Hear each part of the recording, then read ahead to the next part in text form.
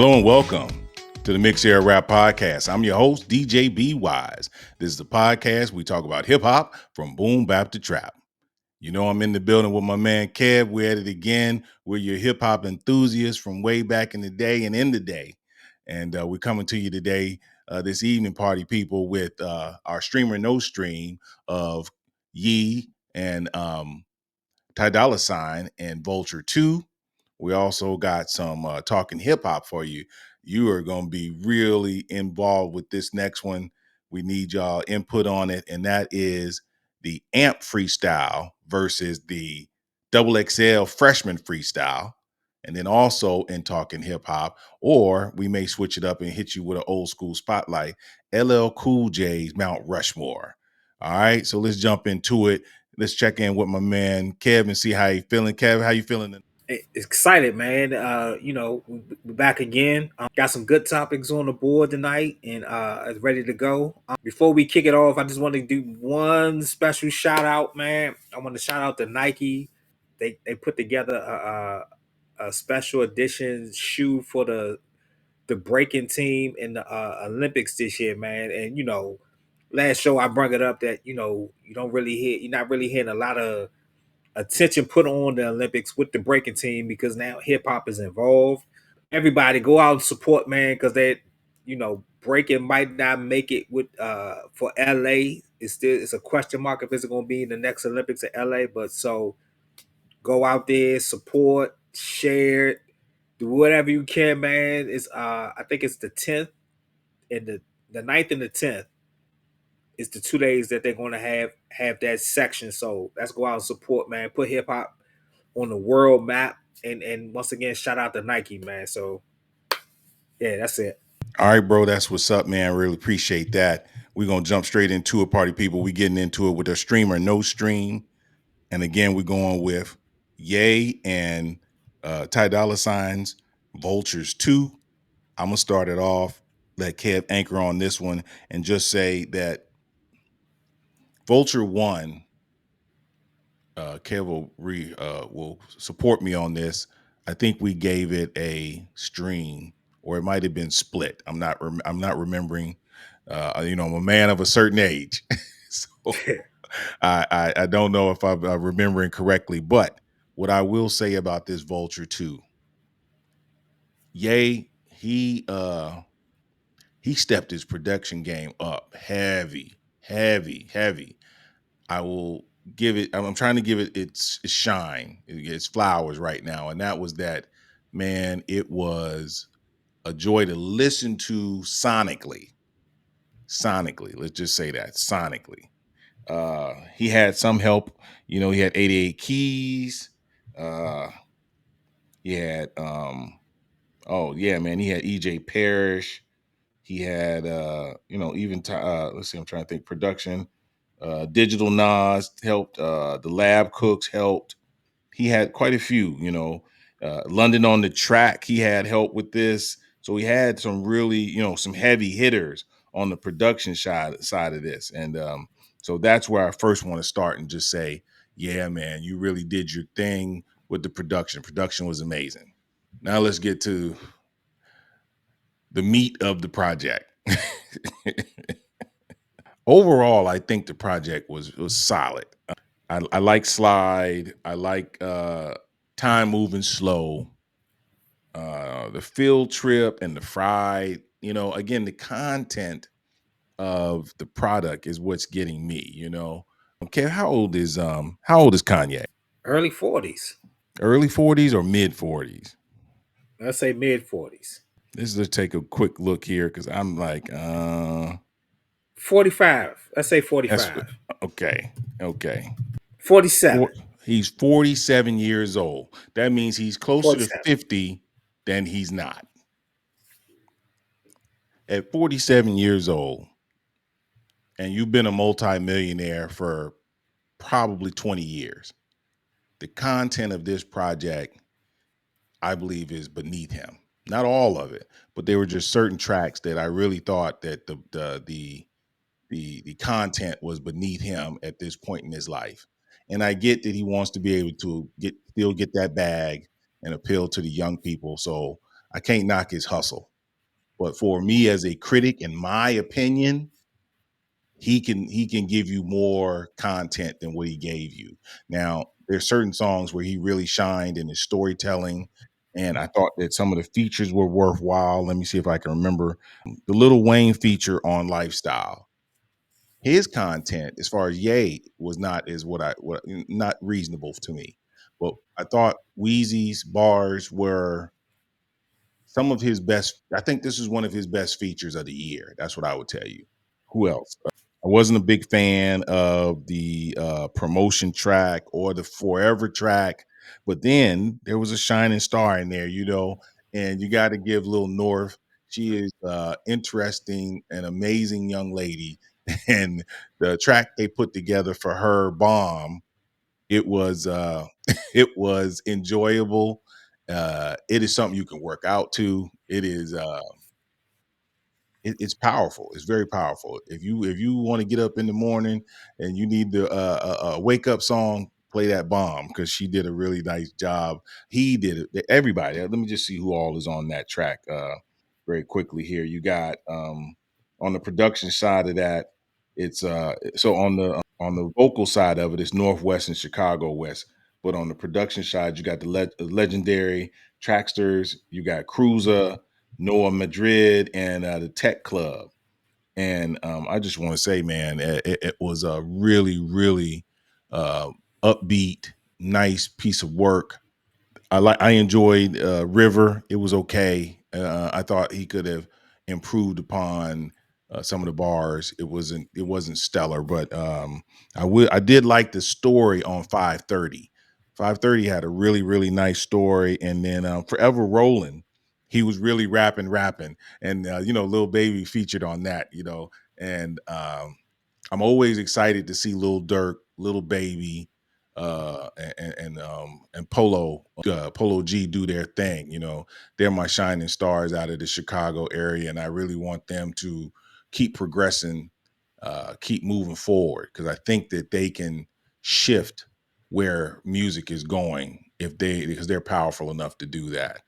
They know how to make hits, and they can rap when they want to rap. So let's leave it at that. I'm gonna move on to Sky City. That's it. Sky City had that really cold sample. Love good samples, for a man of a certain age. I like to say that. This brought me back to a child growing up. That sample was really, really good. And then My Soul was another solid track from him. So overall, I got to give it a shine on the production. Kev will get more into it, and then I'll probably chime in more on some of the tracks. Like I said, the tracks, I thought some of the lyrics on the tracks were beneath him. Before I get out of here, the Future feature, I just want more out of him. He's been a millionaire a long time as well too. So I'm gonna slide it over to Kev. Kev, your thoughts on Vulture 2? It's Kanye West. You know what I mean? Like you can say what you want. You can say that, like you said, it's too much or it's not enough, or you know he's lazy, or you can have all these different opinions. And shout out to him, man, because let me start off with the bad first. The promotion. If I didn't see the post online that said that Kanye is going into, I think it's like his 11th straight number one album. He's on the verge of having his 11th straight number one album. I wouldn't have known Vultures 2 was out. I had no idea. There was no buzz. There was no promotion. It was like a surprise drop. It wasn't even up on the Friday morning when you go listen to new music. It wasn't even on any of that stuff there. So it was, that's one of the things I find disappointing because I don't know. I think Kanye is one of those artists that he should let us know when he come out with stuff instead of just dropping when he feels like it. But like I said, a positive, if the reports are true that he's going for his 11th straight number one, that's amazing. Um, and just like you said, him being a multi-millionaire, him being so successful, to still having the motivation and the drive to still put out music, is something we have to give him credit for, because I mean Andre 3000 just said, "Hey, I don't have nothing else to say," and you know, and LL, he criticized him for saying that. So for Kanye to be so close to 50, just like you said, and still is motivated to produce vocal music, and now he's bringing his kids along. It's just so many things that he's creating a bigger and bigger legacy, and to add Ty Dolla Sign on with him with this group, I think it just puts him in another realm. Overall, I think the album is very nice. I don't really think that he stepped outside the box too much, and I like Kanye in the fact that he's not afraid. He's a fearless artist, and I think that's what makes him so great. That he doesn't mind pushing the boundaries, going in crazy directions, and I just feel like this feels like Vultures One and Vultures Two were recorded close together. It gives me that vibe. So I like Vultures One, so I really like this album. So I don't have like I said, outside of no promotion, maybe it had too many features. I'm hit or miss on a lot of features. I think this should have cut back on some of the features on this one. But I mean, outside of those, I mean, it's Kanye. He's featuring a lot of artists lately, so it's not necessarily a negative thing. So yeah, I really don't have a lot bad to say, man. I really don't. I really don't. It's what's next. When is radio going to pick up on the music that he put out there? Mhm. Um, that's I think that's the next step for me to kind of really properly judge this album. Like, what are the lead singles, or what's the singles that's going to to chart in the top 10 somewhere. Yeah, I'm totally with you on that, man. I do want to say that you are correct that it is debuting on iTunes as well as at number one, as well as on billboards at number two. The Slim Shady project is number two on iTunes and number one on Billboard. What surprised me, and we don't have to get heavy into it, is Killer Mike's Midnight Revival is at number three, and that gives me a lot of hope. Did you listen to it?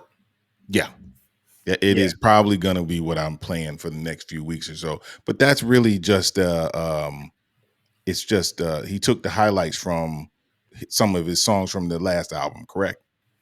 Is there any new stuff on this one? I didn't recognize anything new. Am I wrong? I have to go back and listen. I have to go back and listen.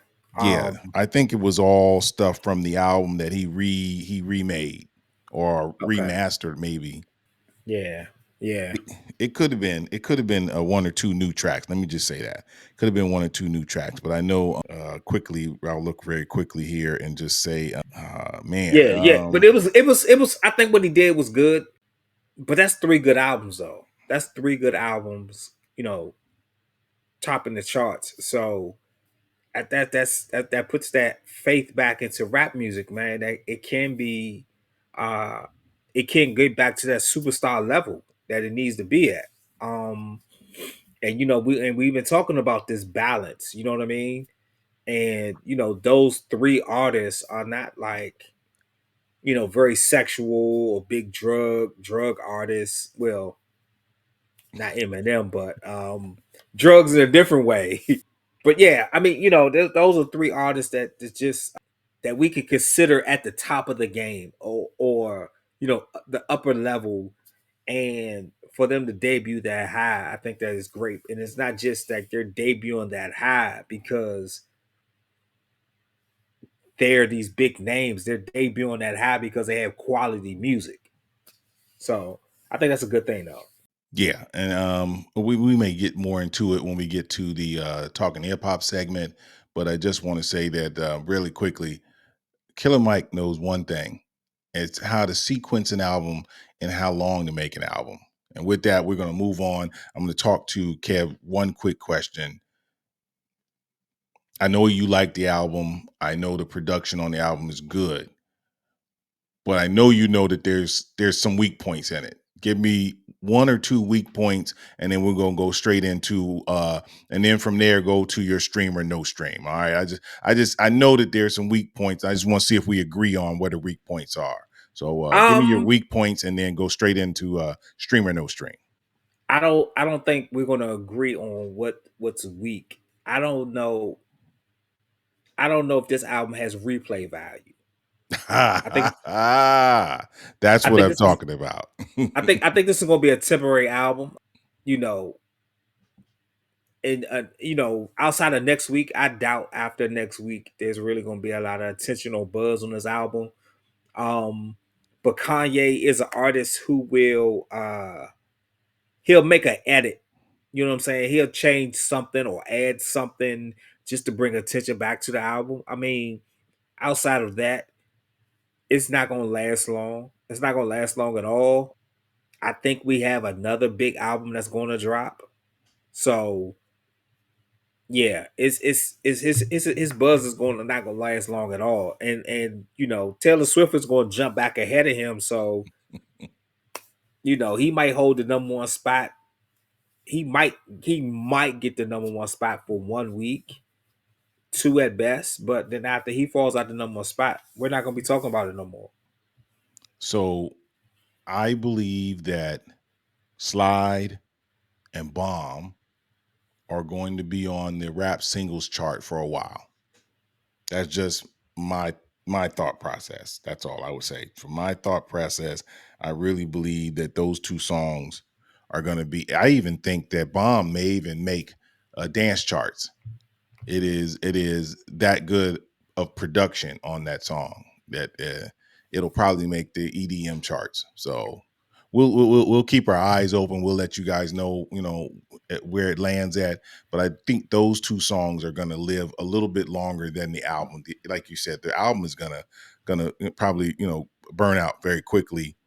Um, I know it Yeah, overtook Slim Shady, so the death of Slim Shady. So I hope that we see what drops this weekend and see if that shuts both of them out. So with that, I'm going to say that I am going to go with a stream on this project because, like you said, it is stream worthy at least once.